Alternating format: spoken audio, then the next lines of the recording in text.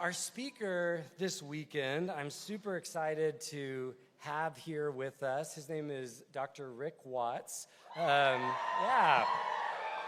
so some of you will have heard him. Many of you will not have. He, on the academic side, definitely has a very impressive pedigree. He was originally an aeronautics engineer and then has a master's in the Old Testament and a PhD in the New Testament from Cambridge University. So very qualified to be speaking to us today. Impressive things, and we appreciate his qualifications. But I think that the reason we brought him is not because we were going through a list of who's been to Cambridge that we could get to listen to, but because of the impact that he really has had from afar on our community. I remember a lot of years ago, I was introduced to one of his classes, just the audio of one of his classes by some of our friends up in Bellingham, the ministry that hosts Sikkim that so many of us have gone to for training. And he was sharing with me about that. And so I started listening to this class on the New Testament while running.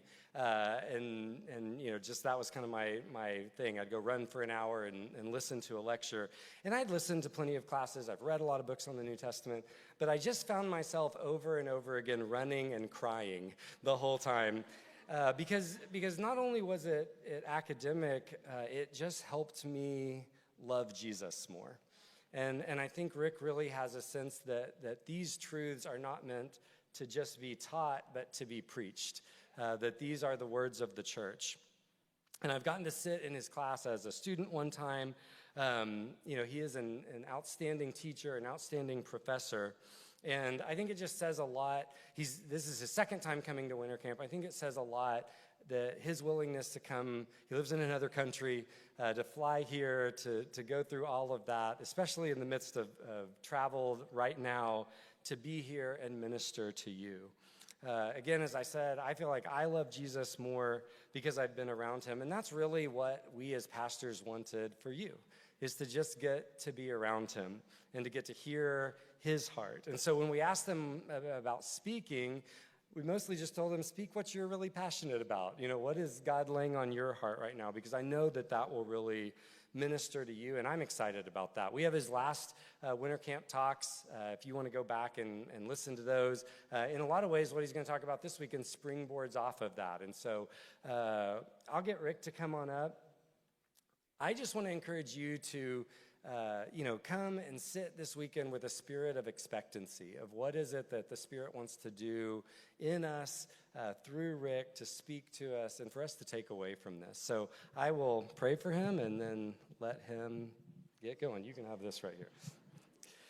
Father, we just thank you for bringing Rikk safely here. We thank you for the opportunity to share Christ with so many brothers and sisters all around the world, and every once in a while to get to meet people who love you and serve you in faraway places. And just as a reminder that this isn't a little thing, that it's a global thing, and it's a truth for all times. And I pray that we could get a glimpse of that tonight. In Jesus' name, amen.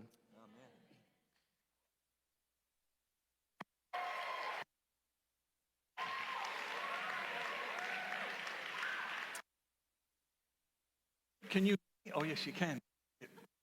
Well, I had a wonderful dinner tonight with Shrek and Gary. That was fantastic, guys. Really had I'm home on Monday, I can tell. It's just great to be here. I really do thank you for the opportunity. I grew up in the Pentecostal church. Is that okay? Can I say that? Growing up, that wasn't really a good thing. I think they thought we had the plague or something, and you know, we probably did, I guess. But, you know, our movement, there are a lot of great things about it. We're known for often excellent worship and people encounter God. But we're not really the first shop you go to if you want to learn how to think. Sorry about that, but it's just the truth, right? And when I went through uni, first time as an aeronautics engineer, that was one thing. But we kind of picked that because it was safe, right? It's just aircraft. They're not going to mess with your head, as if you don't do mathematics, and that messes with your head. But anyway, then I went back to university to do something I shouldn't, or is that all good? Is that a sign from heaven? Where's the problem? Are we okay? Should I just... Great, thank you. And that was a totally different experience, sociology, art history, philosophy. And I'd actually gone to try and strengthen my faith. And the fact of the matter is, I had a philosophy tutor. Do you have tutors here where you'd go to the lectures, but then you have tutorial groups with a professor? Some of you have that, right? It's that old English system. And it just so happened the professor I had for philosophy was at Oxford, and he was a Christian and got to his final year and threw his faith in. Now, that's one thing, but, here's this wet behind the ears guy who's turned up in this class, and every question I could possibly have thought of asking, and 100 others more, he had already addressed. And I can remember some days I actually left the tutorial room while the door was closed. I felt so small walking underneath that little space between the door and the floor, So I ended up throwing in my faith as well. I was just, if I can't make sense of this, then I need to have the conviction to let it go. And then out of that came a whole bunch of different things, and you're going to hear some of that tonight and in the next few days. And I don't want to go down too many rabbit trails, but I just began to realize that while learning is a great thing, there's much more to life than being a walking head. And I loved art history. I particularly love Chagall. I love Matisse, if those names mean anything to you. And, my philosophy profs are telling me about the measure of truth. And I'm thinking, how does any of that stack up with art? How can you speak to art? I don't know how philosophy can address art. It's not rational in that sense, right? So I think what I began to learn is a lot more about being human than philosophy or rationality can ever get its head around. But it was a very painful journey, and there weren't many people to help me. So what I'm inflicting on you, whether you want it or not, is some help. I'm just so thrilled to see so many of you here. It just gives us great encouragement. I'm getting old. I'm getting the end of the twig. Sooner or later, I'm going to drop off the end, okay? And it's great to see, younger people coming up who love the Lord. It's so encouraging for me. So anything I can do to help you. And, when these guys called me and said, would you be interested? I'm right there, because you're the people I want to help most, actually. I love to preach, but I love to talk to you guys more than anything else. I think you are our future. I mean that. So I really appreciate being here. Had a great time last time. But I'm well aware too, having begun with all of that you guys faced some more serious challenges than I did. Back when I was going through, it was all about Marxism. Can you remember Marx? Heard of him? I don't mean Groucho. Right? Does anyone talk about Marx anymore? I don't know. I mean, they do. He's come back, has he? Oh. No, the ghost who walks. He's been resurrected. Everything was about Marx, and if you disagree with the Marxists, they just said, that's because you're culturally captive, you need to be freed, and like, what are you talking about? Okay. The only reality they could see was theirs, and it didn't quite dawn on them, but that's what I was going through. But yours is a much more complex world. You've got all kinds of things going on. How do you find your way through that? I don't really know. So over these next 5 sessions, and now it's time for me to extract my controller, turn it on, and see if 4 years in engineering school actually benefited me. Have I pressed the wrong button? Whoops. I should probably go home. Shall we resort to our magic trick? We've got this. There you go. This is you, in case you didn't realise. I was down the front just taking a shot. Some of you put your shirts back on. For which we're grateful eternally. You're allowed to show your pleasure. So really, just to encourage you, over these 5 sessions, I've got 2 main concerns. Addressing the question, can you trust the Gospels as historical accounts? And I want to say, yes, you can. In fact, I'm going to argue rather strongly, as I tend to do about things. I can't see how you can be a thinking person and not end up believing the Gospels. I'm not saying that arrogantly. I just don't think there's any other way to explain them unless something like this really happened. And of course, if they're true, and this is probably not describing you, but I meet lots of Christians whom the Bible's a bit like a Christian Lord of the Rings, where Jesus is kind of like Gandalf, says wise things, but we're not really sure he's real. And that's not what the Gospels are. They are really down in the dirt. They really are talking about what we actually saw and touched and handled. And if that's true, if the stuff they describe is true, that Jesus could actually tell the sea what to do, that he can raise people from the dead, then there's really only one game in town, and it's his. Right? So don't hear me incorrectly about this, but the church is great, but I'm not here to defend the church, because the church can't save you. Right? They're my brothers and sisters, and I love them, right? And they're meant to love me, and I know that's harder than it sounds, right? But I get all of that, but I'm not here to preach about that. I'm here to talk about Jesus. He's the only one who can fill you with his Spirit and raise you from the dead, and I'm convinced that he can. And that's not all he does, and that's the second point. People sometimes think that Jesus is on the wrong side of history. I want to say, what are you talking about? Jesus gave us Western history. And in fact, modernity can really only be what it is because of who Jesus was. I'm going to argue that. You can't live in the modern world without having a Christian worldview. And I know this. I used to teach in China before the new president came in, where things are a little tougher. And they would invite us in to actually talk about how to read the Bible in major Chinese universities. So it was quite an experience. And just to encourage you, when I was about 10 years old, in my Pentecostal background, I was filled with the Holy Spirit, inverted commas. But I saw 3 countries when that happened. One was Canada, which is where I live now, and the second one was China, which I ended up being invited to teach in. So, the Lord, if you give your life to him, you have no idea where he'll take you. Even at 10 years old, you need to trust that. Right? But I should also say at this point,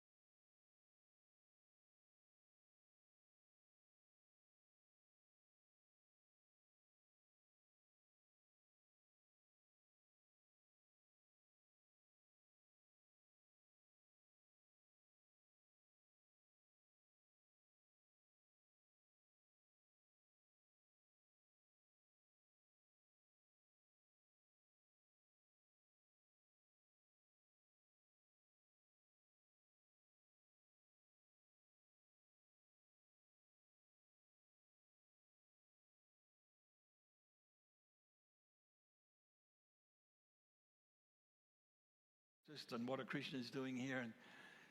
And I got this lecture from her, fairly passionate actually. It was amazing. She was preaching at me. She said, China has to modernize. Oh yeah, can see that. Well, we looked at the West, and up until about the 1200s, China had all these advances they'd made. They had much longer keel lines on their vessels. They developed water clocks, printing, all kinds of stuff. The Islamic world was doing, prior to that, amazing work in astronomy and mathematics, anatomy.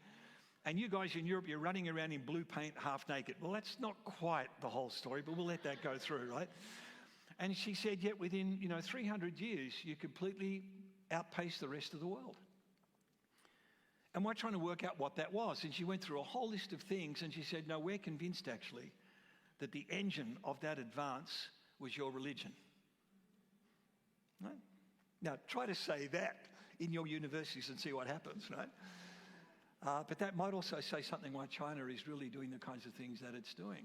And now, I would correct her, because I don't think Christianity is a religion. I'll explain that later.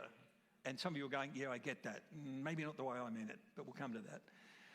So I'm at this university in Wuhan, actually. Wuhan of recent fame. So good, social distancing, very good. And we'd gone through the week helping them to read the Bible, and just particularly from a worldview point of view. I'm not sure I like that word, but something like that. And we had an evening lecture at the end of that. So there are master's students and PhD students, fairly full room, and question and answer. And I can't remember the question, but the reply was, I said to this guy, well, you know the Ming Dynasty better than I do, and you know modern China than I do. So you tell me, given what we just talked about this week, what does modern China most resemble? And you know what this doctoral student said, almost gasping? He said, actually, My goodness, China's fundamentally Christian. And he's right. Right? Now you're thinking, how can that be? And may I suggest that's because, gently, your view of Jesus is way too small. I don't know who it is you're worshipping. If that comes as a surprise, I don't know who it is you're worshipping, but it's not the Jesus of the Bible. That was a bit blunt. I'm sorry about that. That's a bit harsh, Rick. Okay. I just want you to see how enormous he is. And in the second session, we're going to talk about that, the second series of talks. You know, you really can thank Jesus for your iPhone. We're not going to talk about heaven or sin or hell or even God. We're just going to talk about the way he changed how we see the world. And he unleashed an intellectual revolution, the like of which has never been seen in human history. And we have no idea where it will end up. It could be starships on the shores of Sagittarius. So when you're thinking about Jesus as Lord, you need to know how big that Lord is. He is indeed the creator among us. And what he's shown us is how to understand this amazing world he's given us and open up this extraordinary opportunity for growth and freedom. And I'm going to finish by saying the reason we're a mess is because the only way to handle that freedom is to look like him. And we don't want to do that. And so our freedoms turn into our death. So they're the big two topics. Is that all right? Okay. And if it's not all right, I'm sorry. You have to go home because that's what I'm doing. Okay? So I just want to encourage you. The gospel's already won, folks. In so many ways, it's already won. That battle's been dealt with.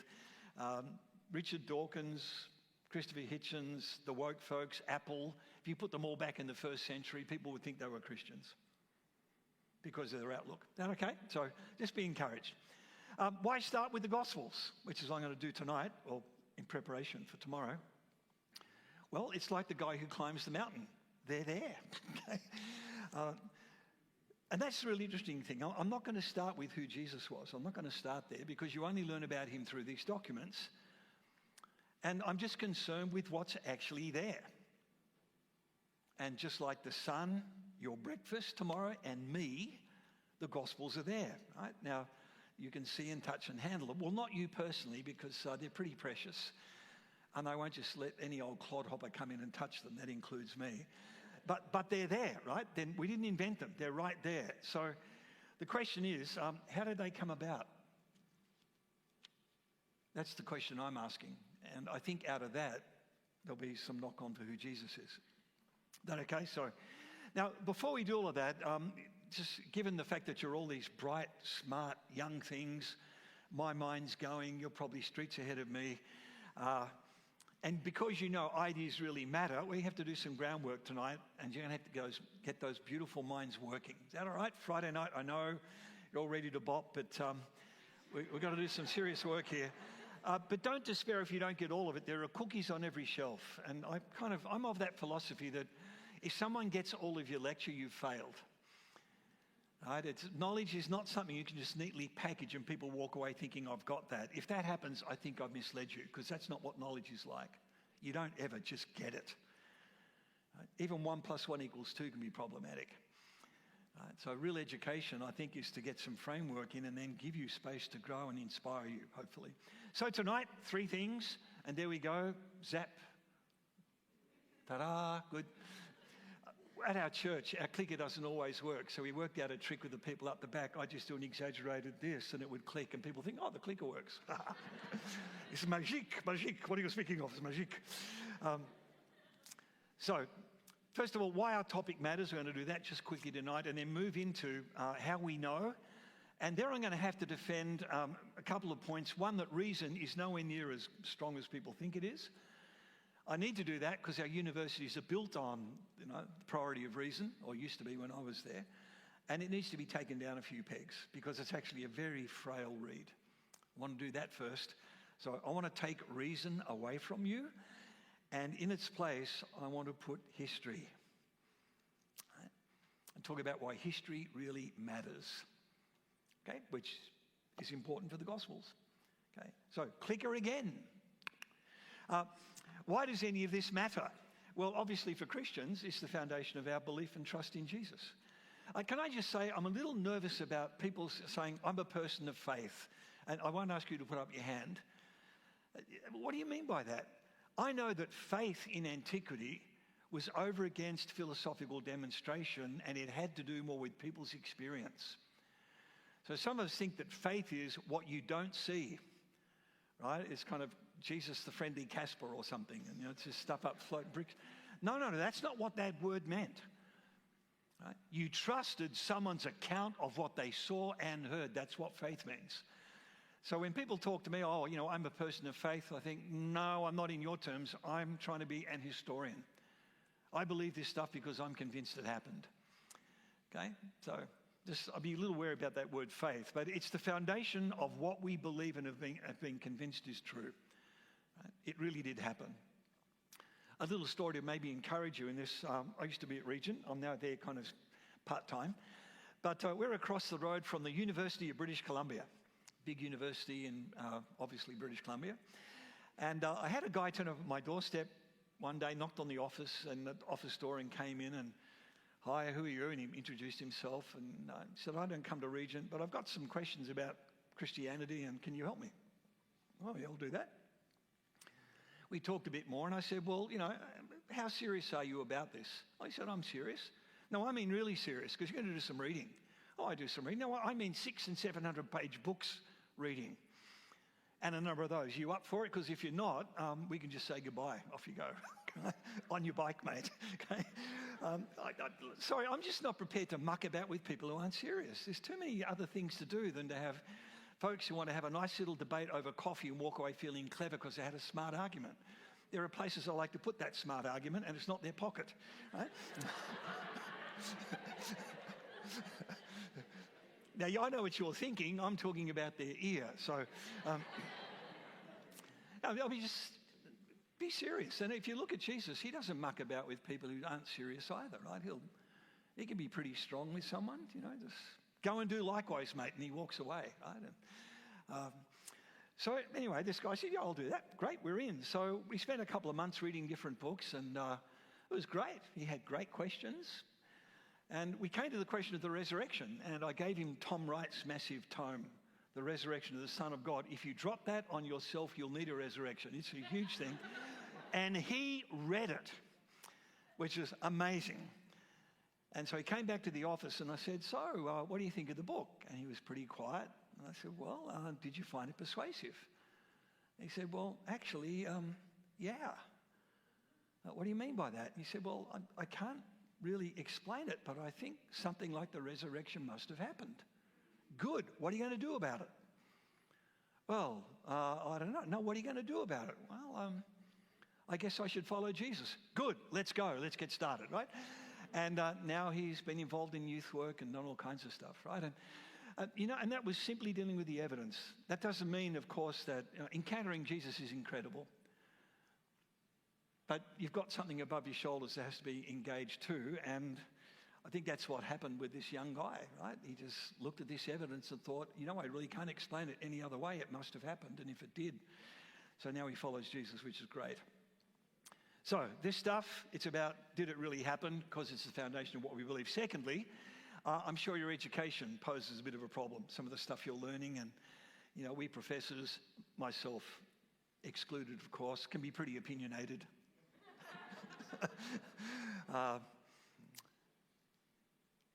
We're secular schools. Oh, by the way, did you know that it was Christians who invented the word secular? It was Pope Gregory VII who did that. We invented that word. There it was to try and keep the kings out of the church's business, but it's kind of been turned around on us now. So keep us out of the king's business in the schools or something. I was staggered recently to learn that my alma mater, Cambridge, at Cambridge University, it's the students who are becoming the most inquisitorial and censorious about views they don't expect. I would never have imagined that. I could never imagine in my life that students would start excluding people from speaking because they didn't agree with what they had to say. I mean, what is that? I'm absolutely staggered that happens at a university. And Cambridge. What? My goodness. Well, thirdly, your own broader culture. You might have just read the news recently. I tend to read the BBC, and they talked about how Joe Biden's got a bit of a problem because he was making some statements, and some of his own people, I'm not taking sides here, by the way, some of his own people said, that was a bit over the top. We already have a very divided nation. We don't need more division. And that's the world you're facing, folks. When I was about your age, Republicans and Democrats would argue in the House, but then they go out for lunch together. That doesn't happen anymore. You have a serious problem. It could, in fact, be deadly and mortal. That's how serious it is. So how are you going to speak to that? What have you got to offer? You got something to contribute to that? And I think in the gospel we have. The church hasn't always lived that out, for sure. Right? But I think that's another reason why this stuff matters, because it can really change the world if people are prepared to respond to it. And then finally, there's always those big questions. What does it mean to be human? How can you answer the gender question unless you know what it means to be a human being? Racism. I'm not trying to pick fights here, but what in the world is racism? What is that? And how can you talk about it without knowing what it means to be human? No one in the ancient world talked about racism. Everyone knew the Greeks were better than everybody else, right? Or at least the Greeks thought they should, right? Racism is the natural state of humanity. Right? I have students who live in Ghana who feel the same way about Nigerians. Right? They feel the Nigerians think they're better than every other African person, right? It just, okay? They tell me this. So, it's not the purview of, don't fall into simplistic responses. This is really complex stuff. How do you deal with it, right? And of course, it's really easy to complain when no one's picking up the garbage. It's much more difficult to work out how to do that. Right? It can be really righteous when you've got a strong point to stand on, but how do you actually fix the problem without becoming part of it? That's more difficult. And that's where I think Jesus is a genius. He's an absolute genius. And that statement, a new commandment I give unto you, that you love one another, that's only half of it, as I have loved you. He gets to define what love means. I think if we did that, a lot of these other problems would evaporate without the antagonism and without the need to condemn and all that kind of stuff. There'd be lots of repentance, but from everybody, I think. Okay. So, large questions. What do we live for? And even more, how do we know? And what might not surprise you is this is not unlike the first century. It was in an equal kind of malaise. People just did not know what was going on. The great Greek philosophical project had largely collapsed. It was just all over the ship. Big questions. What does it mean to be human? So you should be encouraged, because the gospel we're talking about wasn't formed in a cotton wool padded box. Right? It took root in this kind of really tumultuous, conflicted and violent world. And in about 300 years, sorry, it doesn't happen overnight, it had conquered. Right? And modernity demonstrates that fact, even in the hearts of people who don't necessarily believe in Jesus. Okay? So, how do we go forward? So tonight what I'd like to do is begin to talk about how we know, and particularly the relationship between reason and history. So in the West, our reliance on reason goes back a very long way to the Greeks, who used to call themselves the Hellenes. So you'll hear me talk about the Hellenes because that's the word they use. All right, just want to respect them in doing that the right way. They are really the classic example. Credit where credit is due. They came up with this staggering innovation. They believed that reality could be understood entirely by the resources of the human mind alone. No one else had ever thought that before. That was the staggering Greek contribution.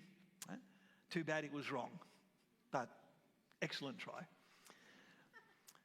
Well, the result of all of this, and you've seen it if you've been to Athens, amazing architecture, no question about that. Those statues are staggering. Ever been to Naples, anybody, and looked at some of those statues there and the famous Hercules? No. Okay, when COVID's over, you need to travel. Okay? There's a bigger world out there. You need to see it. Okay?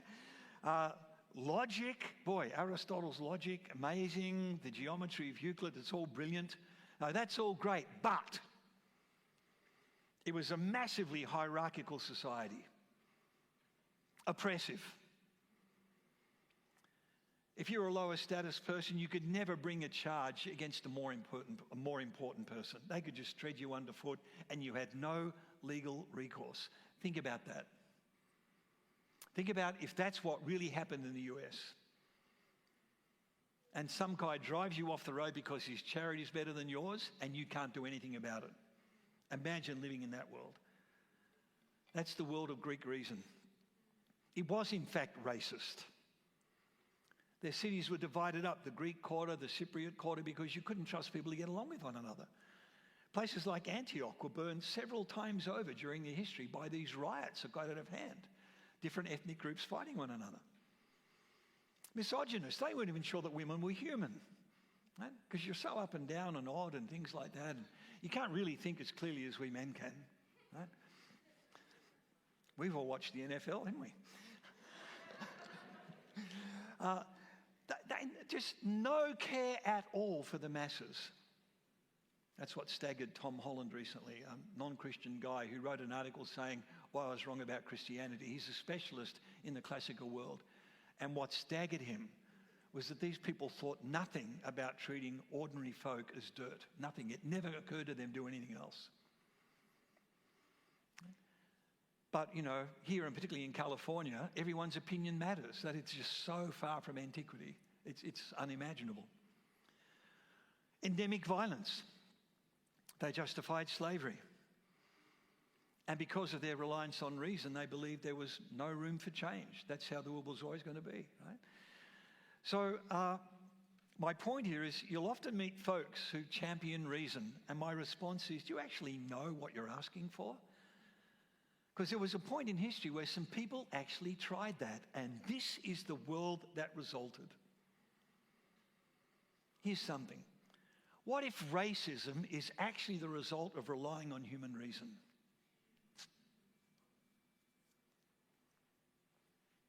Think about that. Wow. Well, next key. Sorry, have to hold the magic wand. Where's Gandalf when you need him? That's twice he's got to mention. I should stop that. Well, in terms of recent Western history, and I do apologise. I know this is very Western-centric, but that's partly because of our location, and we're in the Western tradition. And is that okay? I mean, even in major Chinese universities, some of the biggest schools are schools of Western philosophy. So I'm not trying to say the West is best at all, but it's just the world in which we live. Well, there's the Enlightenment, and you've probably heard of the Enlightenment. People have strong views about it. It's often a whipping boy. Is that sexist? I hope not, because of its heavy emphasis on reason. But, the Enlightenment did have some significant advances. You could argue that it was less racist than a lot of the rest of European history. You could argue that. But one of the things it recognised were the limits of reason. We're going to talk about those just for a few minutes now. Right. So the first thing you can see out there is the nature of reality. Now, in the 17th century, anyone read a 17th century book recently? I think that should be 18th century. It was in the 1700s. My notes should say 18th century. You don't know that? I'm just being honest here. This is St. Rikk of Vancouver. Come down to... No. Okay. David Hume, heard of him? Wrote a famous book, Against Miracles, David Hume. You heard of David Hume? Some of you? Very good. Thomas Reid, probably not so much. But they were having a big debate about the nature of reality, and they both agreed that if you relied on reason alone, you could not prove the existence of something even so ordinary as last night's dirty socks lying on the floor. And we just saw that in the slide earlier. And you'll say, well, yes, I can see them. That's not reason, that's experience. But you can't sit down in your armchair and prove that your armchair exists. Reason can't do that. Oh, right? And that's not all. Well, what about mathematics? So I'm a techie guy, right? I love that kind of stuff, trained as an engineer. It's all about math, isn't it? Surely, right? There's some kind of foundation here. This is one of these great turning points in history that I love. In 1930, in a place called Königsberg, you've all heard it, I'm sure, there was a towering mathematical genius by the name of David Hilbert. And he really was a guru in his day, getting all these plaudits and praises and honours. And he thought that he could resolve the theory of numbers problems in the Western tradition and show that there's no contradiction. I think it was 25 or 26 little problems he had to fix up, and then he would have accomplished it.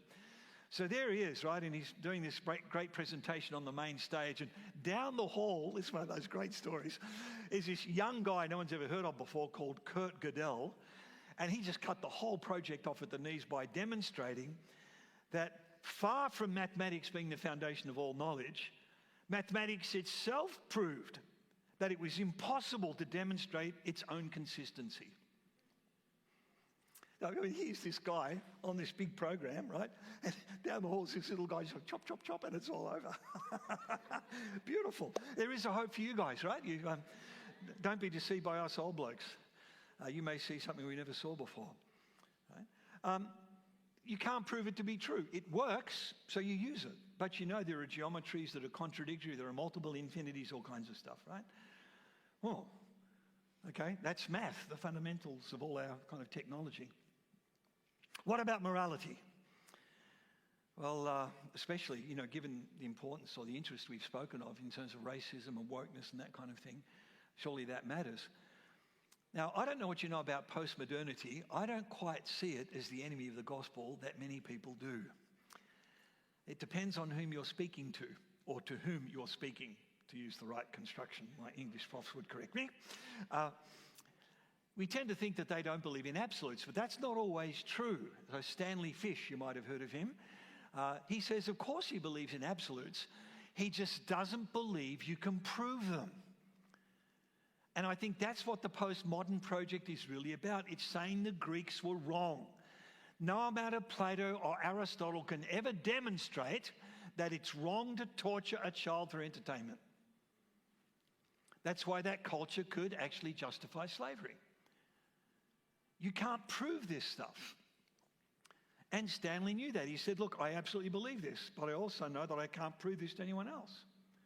Right? So think about that. It's actually impossible to prove by reason that racism is wrong. You just can't do it, folks. Right? You can't. Sorry about that. And I think that's part of the reason for why some of these things become increasingly shrill, because if they're thoughtful, they know how fragile that foundation is. I think the gospel has an answer, but it doesn't lie in that direction. And it's not just that. Finally, a chap called Garland Strawson, I think it is, he's made the point that it's impossible to know or to prove through reason that humans are actually free moral agents, and we won't know until the whole universe is over. Good luck with that. Now, you know, I'm not against thinking. Hopefully that's clear, because I've tried to think about this stuff. What I'm trying to demonstrate is what the Enlightenment realized, but which I think the Greeks in the first century had already begun to know, that reason is a very frail staff upon which to lean. It's great if you've got things that you can start with, but it's hopeless at giving you those starting points. You've got to start somewhere, and reason can't do it for you. Okay? So that led to, click, in the late 19th and 20th century, there was a battle over the relative places of philosophy, science, and history. It probably still goes on in universities. It's certainly going on in theological schools. There's often a battle between theologians and biblical people over what really is the basis of what we know. And sometimes it can tend to be, I need a rational system, and others going, yeah, life's not that rational, actually. And I'm convinced of that. The world is not rational.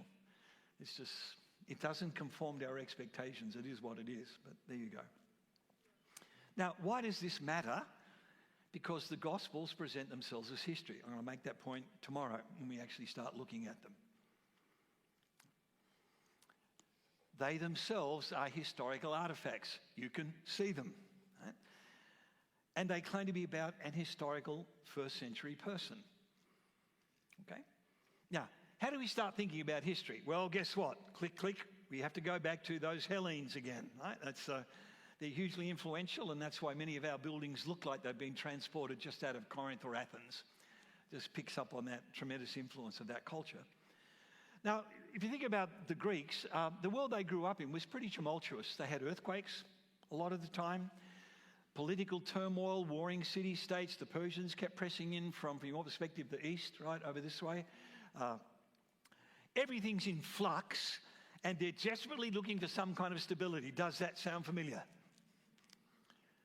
How many human beings right now, even as we speak, are wrestling with that? Lord, if you just give me that boy that I like, everything will be fine.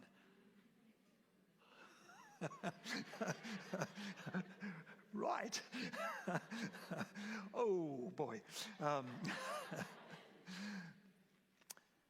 So, remember that amazing assumption that reality can be grasped by the resources of the human mind alone? The mind can only grasp what doesn't change. Now, that sounds complex, but it's not, right? If you keep changing the meaning of words, you can't talk to anyone, right? Chair has to mean chair, right? Everyone agrees to that in the language. You can't be part of a society and be totally pluralistic. Language doesn't work that way. Language is about, I willingly submit to these rules so that I can communicate. So if you're into freedom alone, you're in serious trouble. Because freedom alone, you can't have a community. Right? There've got to be some things you give up in order to have some kind of stability. All right? You just have to learn to do that. And for Christians, we call that discipleship. I'm sorry, you didn't come to Jesus to have your dreams fulfilled. If you did, you're in trouble. Right? We came to Jesus because he's the only one who can give us life, and we haven't got a clue how to live. We need him to help us.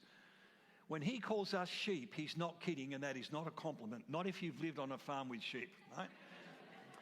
And that includes the sheep here who think they're actually in shepherding school and will soon graduate to become shepherds. No, right? We are specialists at ignorant self-destruction. Meh. Okay?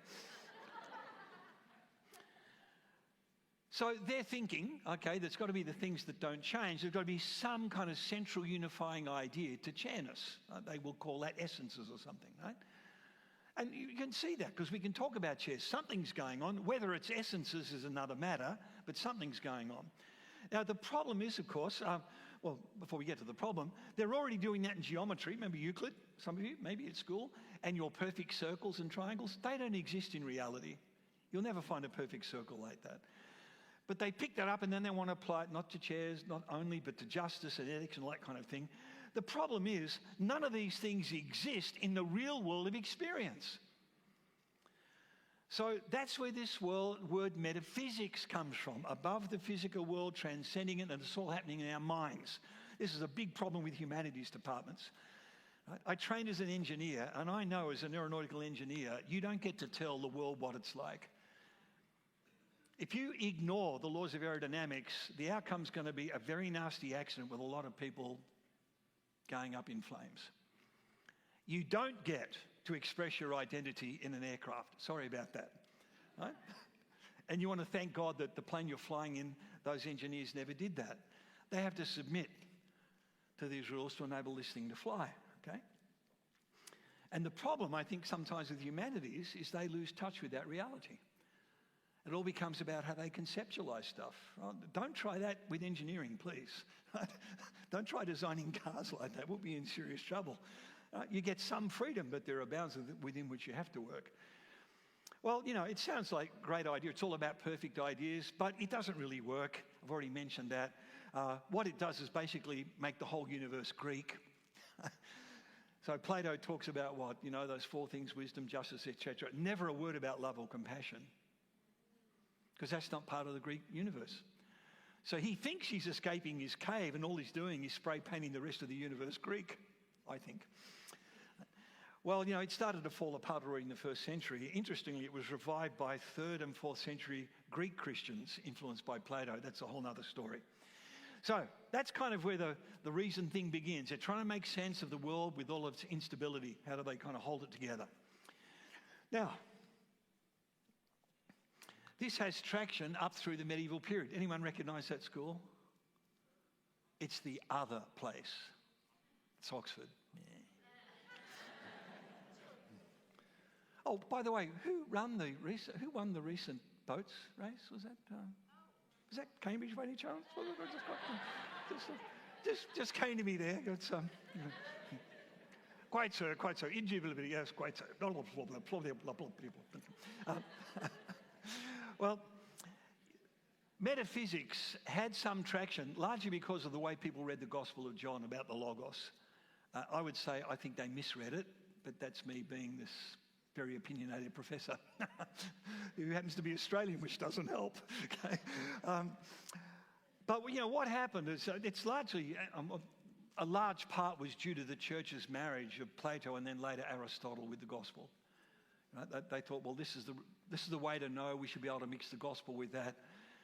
Unfortunately, that kind of led to the battle between religion and science. They kind of backed the wrong horses, actually. But that's something else in just a minute.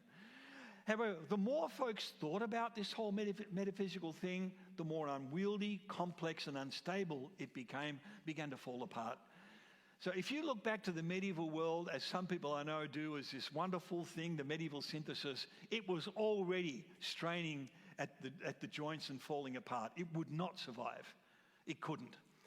Okay? It was doing exactly what had happened in the Greek world. Once you start thinking about this stuff seriously, it just doesn't work. And at least one brilliant voice, Duns Scotus. Anyone know him? You get your dunce's hat from him. He's a really difficult guy in terms of understanding. People thought he was a bit of a nut. But he said, actually, you know what? You're having all these debates about reality and something else, but all you actually have is the unique thisness of things. Right?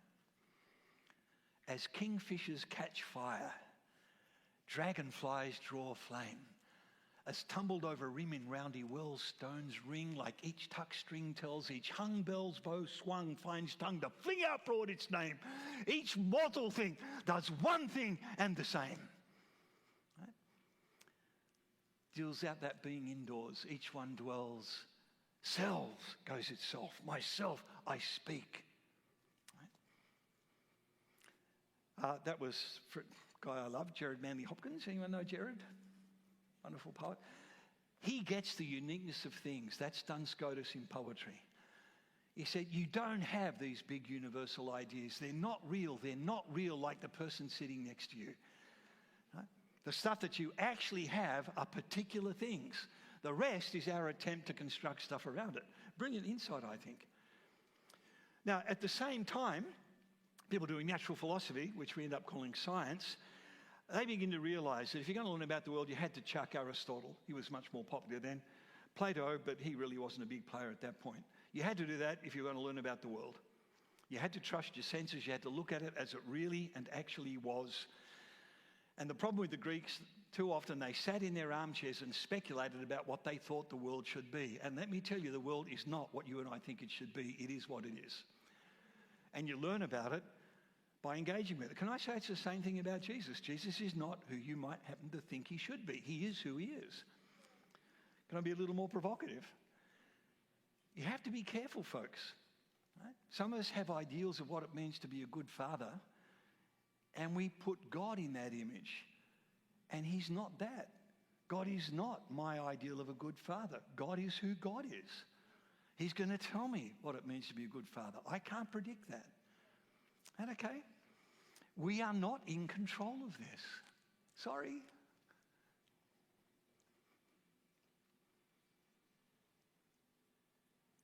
One of the first things kids learn is that the world pushes back. It's called falling off your tricycle. It's what it is. It's not what we'd like it to be. Now, why am I making such a point of that? Because that's exactly what the Gospels have been saying for 2,000 years.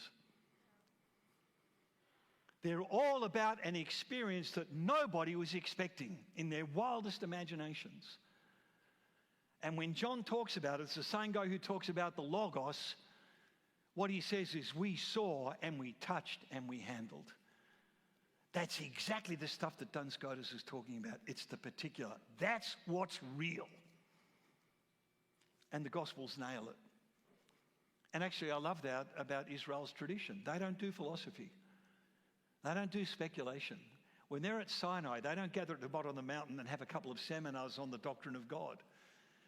Yahweh reveals himself and he says to them, you should see how often these words occur. You have to look and you have to listen. Look how often sense words appear in the Exodus. Because we don't guess about this. Got that? When Yahweh says, I am who I am, that's not some statement of metaphysical ground of all being. Come on, 1400 BC, give me a break. That's not going to be around for 1,000 years yet, right? And you're in the wrong country. What he's saying is, I am who I am, and don't guess, you've never met a God like me. Okay? And that's what we're doing when we worship Jesus. You know that? We're actually learning about who God really is so we can live lives that are conforming to the world as it really is. That's what we do.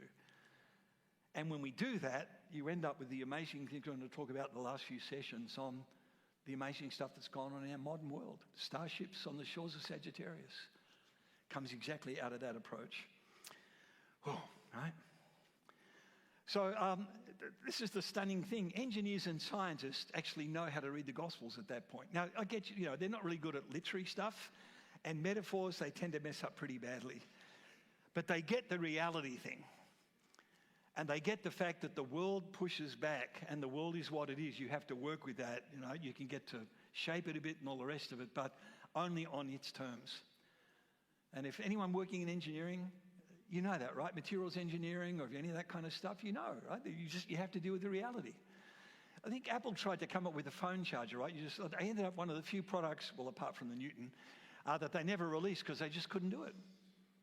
Right? Didn't have the ability to be able to get the world to work that way, and just had to let it go. The world pushes back. Slide again. Well, what happened then was these 16th, 17th century European scientists, they rejected speculative metaphysics. Now, bear in mind, most of these guys are Christians, right? Committed Christians, as they understood what it meant to be a committed Christian. So what was metaphysics all about? Well, you're trying to explain why the planets do what they do. That's mostly where it happens.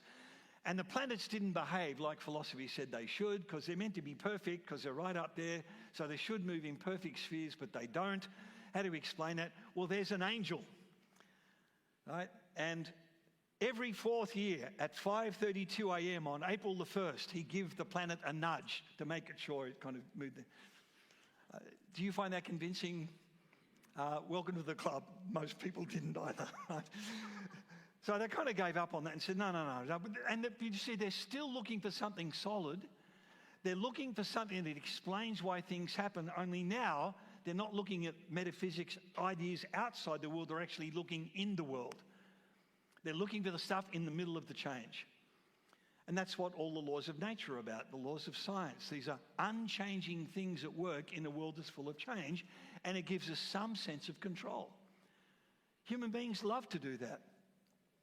I just watched a little clip on the BBC today, I think, where Steven Pinker was talking about why humans do some of the most irrational things, seeing patterns where patterns don't exist. Seen A Beautiful Mind? Right? Now we do that all the time. I was just saying to somebody, bad things happen to me 3 times in a row on 2 days, so I think God doesn't like me. Right? That's got to be God at work. No, it's not. It's just random stuff. There's just a lot of random stuff going on, and you happen to get 3 of them. Right? Go back and read your Bible and see if that's the way they read the world. No, they don't. It's the prophets who tell them if what they're going through is bad stuff. Right? Anyway, that's another question for another time. Now, the point of all of this is that the underlying project is still the same. Whether you're doing philosophy, it's looking for the thing outside the flux, beyond the change in the realm of ideas. Science, 16th, 17th century, gave up on that. It's looking for something that doesn't change, but now it's in the flux, right? Somewhere in the midst of all of that. And I think that's often one of the reasons why people trumpet scientific discoveries. It gives this tremendous sense of, wow, we're learning stuff. And it's good, we can make sense of the world. And soon we'll learn how human beings came about. And you think, well, that's all great stuff. And the Webb telescope is fabulous. I can hardly wait to see what it comes up with. But will it lead to world peace? It's going to make you a better husband or a wife, better mother or a father. I don't think so. How will it deal with injustice? The Webb telescope? Well, the point is science, just like reason, can't. Science can't tell you that it's wrong to abuse children. Now, look, I'm not against science. I'm an engineer. I love techie stuff. But, it's got limits. And can I say these are pretty big limits? And they're increasingly dangerous because if people don't learn how to live together, we've got more and more power, and the outcomes are going to be even more destructive when things boil over. Science can't tell you that Black lives matter, or any life for that matter. In fact, it's more likely to suggest that human beings are largely insignificant little events in the midst of a vast, unfeeling universe. That's what it's more likely to tell you if you're reasonable. Right? Whoa.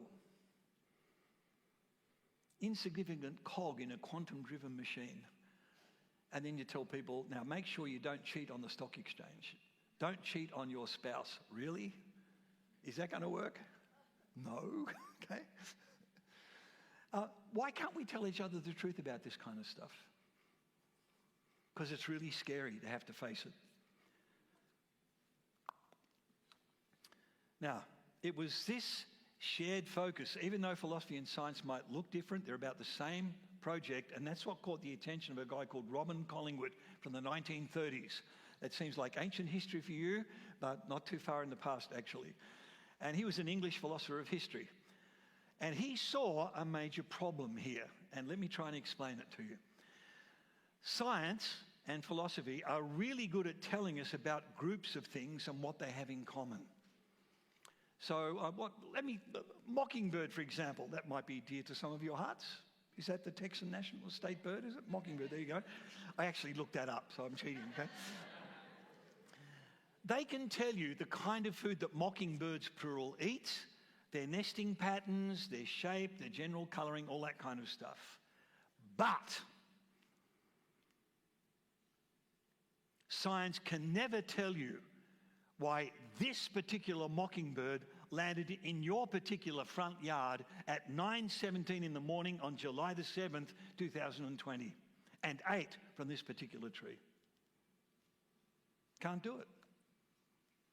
Because it doesn't deal with that kind of stuff. It just deals with the generalities. That's exactly what Duns Scotus had noted. Our knowledge of the world starts with particulars. Right? Our sun, our earth, this tree, that bull. Right? Yes, we recognize similarities. We can group them into sets, but the sets are not real. Not like the individual tree or bull or mockingbird is real. They're conceptual gatherings that we introduce. There's a famous Italian, one of my great heroes, Benedetto Croce, and I always get his name wrong, so I've just given up. He wrestled with this question too. He's at this intersection. What takes priority, philosophy, science, or history? He's wrestling with this. He was self-taught, by the way, an amazing guy. But he said, you know what? Natural science is actually about pseudo-concepts. But he doesn't mean that those laws are untrue. All he's saying is those laws are not real in the same way that the things they describe are real, like the sun, the moon, the light, the bulls, and the mockingbirds. So what we call laws, they're just human conceptualizations based on experience. You can't take, I don't know, your apple, stick it in a reduction combustion chamber or something over a Bunsen burner, and out the bottom falls E equals mc squared. It's not going to happen. Right? Those laws don't actually exist in the same way that the real stuff around us exists. Why does that matter to me? Because the Gospels are about a real guy who existed. Right? And that's as basic and as fundamental as you can get. You got that?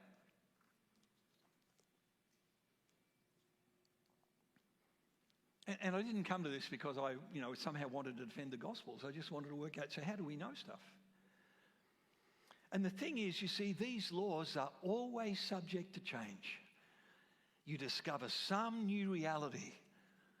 Oh, there's dark matter out there. What happens there? Oh, we've got to refine our understanding. We've got to refine our mathematics to describe what we're actually seeing. That's why the Greeks never really developed science. They described what they thought should be happening and didn't actually see it. Whereas what modern science tends to do is say, okay, we have to look at the world, come up with ideas, and then test them. Then we can make some guesses based on that. Okay.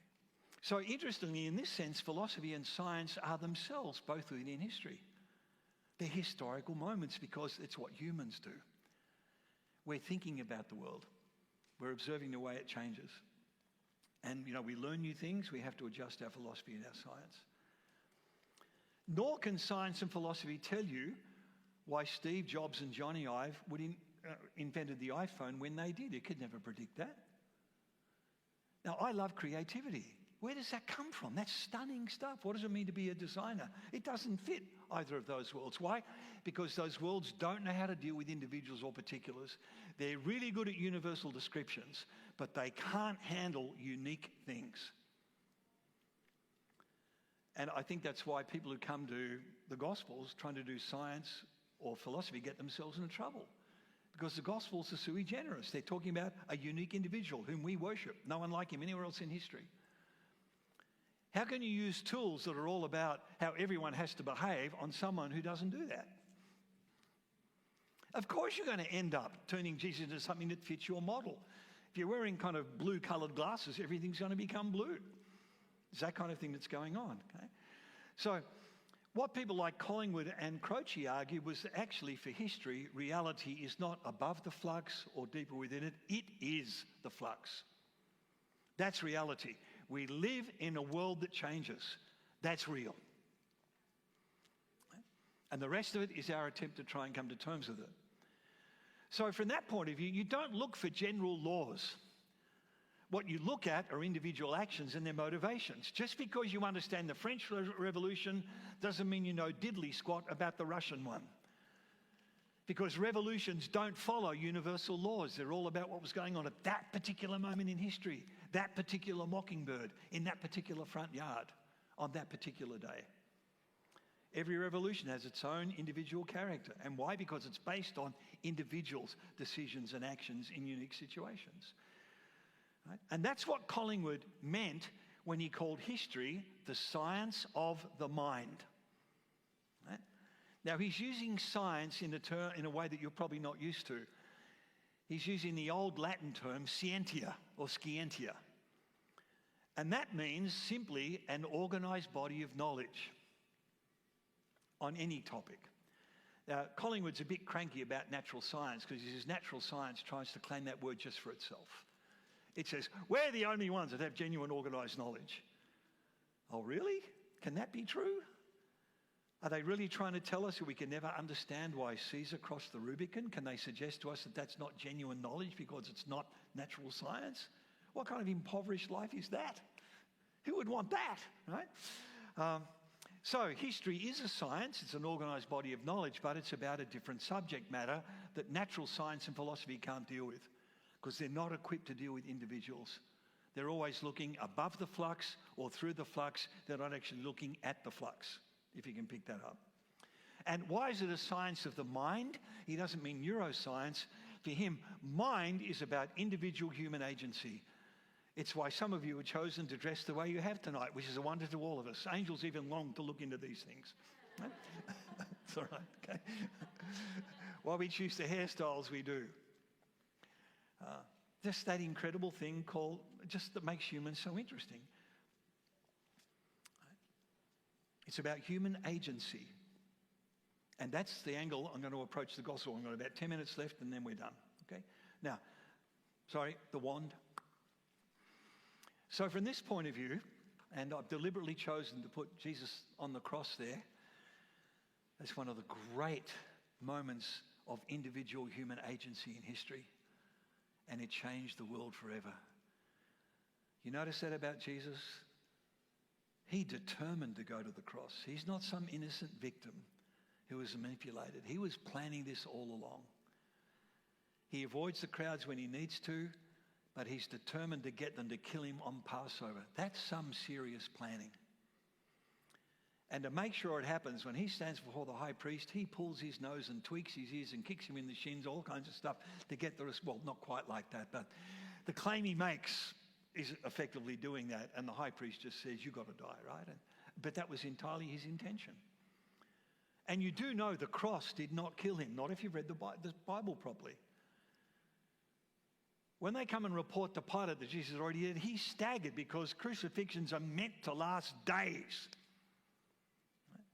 They're the most horrific agony you could ever imagine. You don't die quickly on a cross. And that's why they have to break the legs of the other guys because it's some respect of the Jewish people. Otherwise, they just let them hang there for a week or whatever, right? Horrible. Jesus had died before that. You don't take my life from me. I lay it down. And that's what he did after a few hours on the cross. He said, you ready? It is finished! And the whole world was different from then. I hope you get that. You have not come to cunningly devise fables. The world is forever changed because of this. Sorry, a little preaching moment there, but it's just what he does is incredible. So actually, history is not about events, it's about actions. It's really important to keep that in mind. Not events, it's actions. It's what humans choose to do, whether wisely or unwisely, and as sheep, mostly unwisely. History is about explaining ourselves to ourselves in ways that science and philosophy never can, because they can't see me. They can give me a number, but they can't see me. And Collingwood was very careful about that. He said, you have to watch natural science and philosophy, because when humans apply them to humans, they end up reducing themselves to inanimate objects or machines.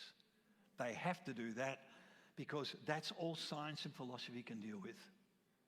Okay? Now, I'm not saying throw that stuff out. I'm just recognizing the limitations. Okay? So for Collingwood, that kind of approach to being human was not really knowledge. It was more a kind of forcing humans to fit its assumptions. And the only way they could do that was lopping off bits that they couldn't deal with. And you see that happens in the Gospels a lot. People have certain assumptions about reality. Oh, we don't like that. We don't like this. We don't like that about God. God can't get angry. Right? That's an anthropomorphism, so we get rid of that. Who told you God can't get angry? Where'd you get that idea from? Well, I know what God is like. Oh, really? Let me remind you of something. I am who I am. Does that ring a bell? Okay. Right? So for Collingwood then, right? History matters because it's all about the knowledge of individual human action. What we choose to do, what we think its significance might be. As I said, it's the story of who we are. We're explaining ourselves to ourselves. And that's where the Gospels are in all of this. So that's why I've spent so much time on this, right? Because I want you to see that the Gospels are not nice little stories that people tell each other in Sunday school. And, you know, look, I have taught Sunday school, and I know how difficult that can be. In fact, when I was doing my doctorate at Cambridge, I signed up deliberately to teach 7-year-old boys in Sunday school. And the idea was, if I couldn't let them understand what I was doing, then I shouldn't be doing what I was doing. I had to be able to communicate it to them, right? And that wasn't easy. But, you know, the real danger, folks, in Sunday school, if you're not careful, is everything gets trivialized. And then it happens in the pulpit. And then no wonder people walk away from this thing. Right? The sermons, if you're not careful, they're all super easy, so people can take away their three points as if life can be reduced to 3 points. Haven't you had a family member dying of cancer? Can that be reduced to 3 points? No. People have lost their jobs. It's the great thing about Scripture. It never does that because it knows how messy and complex and confusing life can be. It's not about giving us control. It's about giving us hope in the one who's promised to bring us through all of that. Not to take it away, but to bring us through all of that to a world that's been restored and newly created, which is what we hope for, the resurrection. I think that's much more realistic. That's going to help you really live with the world, right? Makes, you know him. And that's the one thing that doesn't change. In the flux, when humans are doing all this stuff, there is one, I am the Lord, I do not change. In me, there is no shadow of turning. Others may lie, but never me. I am faithful and true. Right? And once you get to know that, you don't have to understand everything because you know you're in very good hands. Well, thanks for staying with me so long. We can just go to the next slide. I'm done now. You've done brilliantly, an hour of stuff. You're going to be quizzed on it tomorrow morning, so you might want to... No. Thank you.